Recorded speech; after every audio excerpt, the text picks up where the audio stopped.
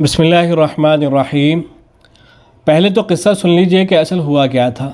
ہوا یہ تھا کہ مولانا اسجد مدنی صاحب جو حضرت مولانا سید ارشد مدنی دامت برکاتہ العالیہ کے بھائی ہیں، انہوں نے گجرات کے ایک مدرسے میں بیان کرتے ہوئے حضرت مولانا سید ارشد مدنی دامت برکاتہ العالیہ کے حوالے سے یہ واقعہ بیان کر دیا تھا کہ حضرت یہ فرماتے ہیں، حضرت مولانا سید ارشد مدنی صاحب یہ فرماتے ہیں کہ دیوالی کے موقع پر ابا جی یعنی شیخ الاسلام حضرت مولانا سید حسین احمد مدنی رحمہ اللہ عصر کی نماز کے بعد نکلا کرتے تھے اور اپنی جیب سے مجھے 1 روپیہ دیتے تھے۔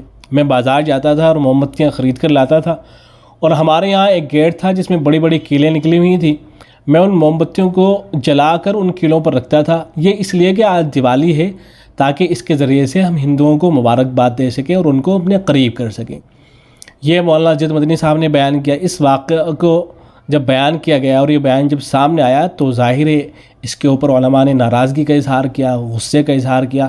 خاص طور سے حضرت مولانا سجاد نعمانی دامت برکاتہ العالیہ نے تو بہت ہی زیادہ غصے کا اظہار کیا کہ حضرت شیخ الاسلام کے حوالے سے کس طرح کی باتیں بیان کی جا رہی ہیں، ان کے گھر کے بارے میں کس طرح کی باتیں بیان کی جا رہی ہیں، اس لیے کہ دیوالی کے موقع پر گھر کو چراغاں کرنا، دیے جلانا، موم بتیاں وغیرہ جلانا، یہ تو بہت دور کی بات ہو گئی ہے۔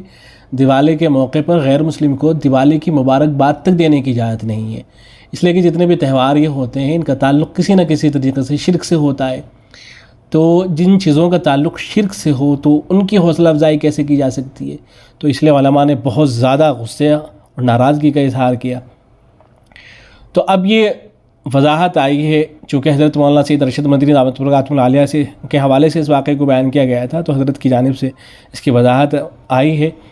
حضرت مولانا سید اشہد رشیدی جو مدرسہ شاہی مراد آباد کے محتمم ہیں، وہ یہ فرماتے ہیں کہ مذکورہ واقعے کے سلسلے میں عرض یہ ہے کہ میں نے خود حضرت مولانا سید ارشد مدنی دامت برکاتہ العالیہ سے رابطہ کیا تو حضرت نے فرمایا کہ میری عمر 5 یا 6 سال کی تھی، میں نے حضرت سے پیسے مانگے جیسے بچے اپنے والد سے مانگتے ہیں۔ حضرت نے مجھ کو 1 روپیہ دیا، میں نے اپنے ہم عمر بچوں کے ساتھ جا کر موم بتیاں خرید لیں اور دیوالی کی مناسبت سے زنانے دروازے پر لگا دی۔ حضرت رحمہ اللہ یعنی شیخ الاسلام حضرت مولانا سید حسین احمد مدنی رحمہ اللہ کو اس کا علم نہ پیسے دیتے وقت تھا اور نہ بعد میں ہوا۔ نا سمجھ بچوں کی بچکانہ حرکت سے زیادہ اس عمل کی کوئی حیثیت نہیں تھی۔